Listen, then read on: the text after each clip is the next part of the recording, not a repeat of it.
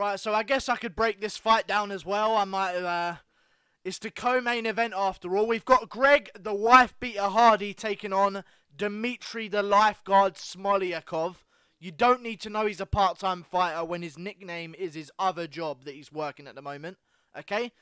Let's look into Dmitrii Smoliakov. I don't know how this fucking fight is a co-main event, first of all, though. I have no idea. Greg Hardy is not, like, famous. Like, I don't understand what they're... I think they're trying to make him a star. But why? When you're looking for redeeming qualities on who to push as a future star, you're not looking at... Oh, he assaults women. Yeah, let's push him. I've never understood the Greg Hardy thing because he wasn't well known before he came to the UFC. You know what I'm saying? Like, he wasn't well known at all before he came to the UFC. But I guess they're really trying to push him because he's the co-main event yet again. Greg Hardy, let's look into Dmitrii Smoliakov. This is his test in the UFC. A guy who thought he was undefeated, then he joined the UFC. Everyone realised how shit he was. He lost twice by finish, including getting knocked out by some complete garbage UFC heavyweights that have also been cut. He gets cut from the UFC, okay? He wins one fight in another promotion 2 years later, in January. Finally comes back to fighting after being a lifeguard for 2 years. And that earns him the shot to take on the Greg Hardy. You know what I'm saying? That's Greg Hardy's big test. They've shipped in Dmitrii Smoliakov to get knocked out in the first round by Greg Hardy. That's what they've done. He has a nice looking record. He's a part-time fighter. He's 6'2" as a heavyweight. He's fat as fuck. And Greg Hardy is expected to knock him the fuck out. All manner of me wants Greg Hardy to lose this fight, but he's not going to. He's not going to. I reckon he'll knock him out in the first round.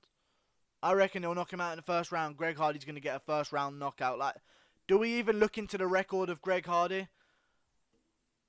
Right, where do I begin? He's had 4 fights. He trains at ATT. He had 3 amateur fights that he finished by punches. Then he had some contender series fights against tin cans that he finished in the first round. Then he fought in a XFN fight, Extreme Fight Night, and he KO'd the guy. And then he was losing in his UFC debut against Alan Crowder, who isn't a fucking good heavyweight at all. Like, they gave him Alan Crowder as a easy win for him.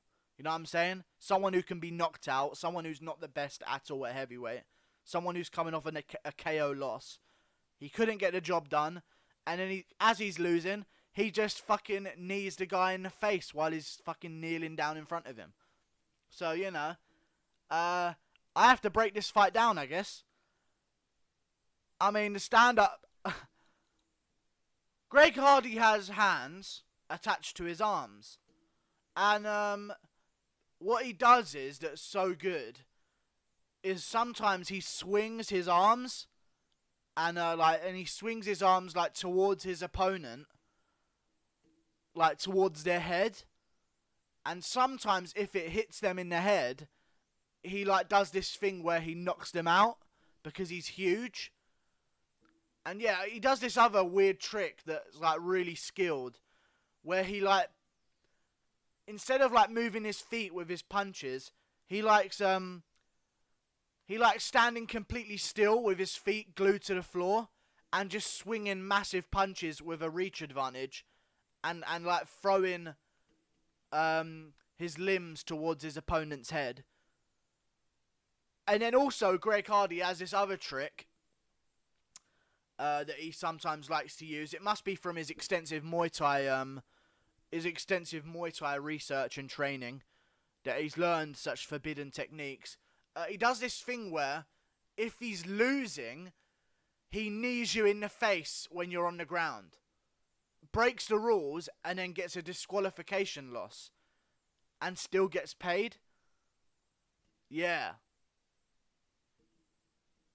And then Dmitrii Smoliakov, the lifeguard, he has this move where he takes 2 years off of UFC.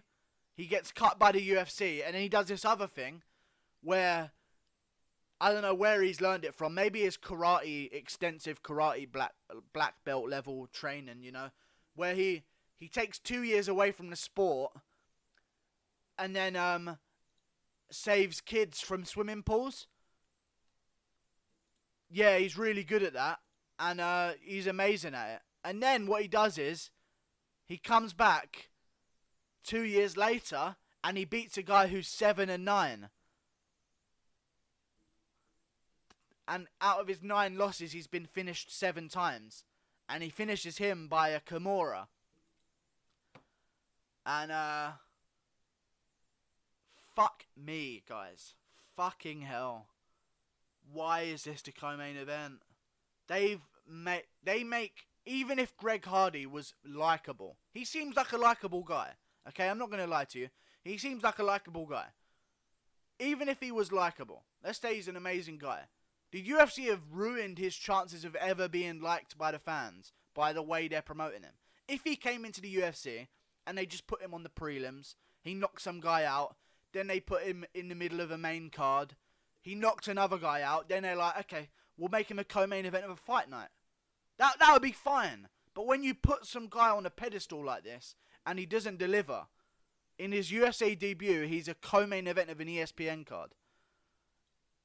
I just don't understand. I don't understand why they do it. But, I mean, the UFC, what they do is, the UFC are really good at, like, when the fans say something and everyone in fucking existence says that they're against something and proves why something is terrible, the UFC has this really weird trick where they just fucking ignore everyone and do whatever the fuck they want and ruin their own company.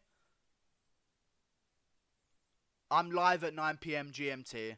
Like and subscribe. What the fuck am I supposed to say about this fight? Greg Hardy's going to KO him in the first round. He's a fucking tin can. He's a part-time fighter. And he saves kids from fucking paddling pools on the weekends.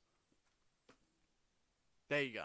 Greg wife beat a Hardy. First round KO. See you later, guys. Like and subscribe. I'm live at 9 PM GMT.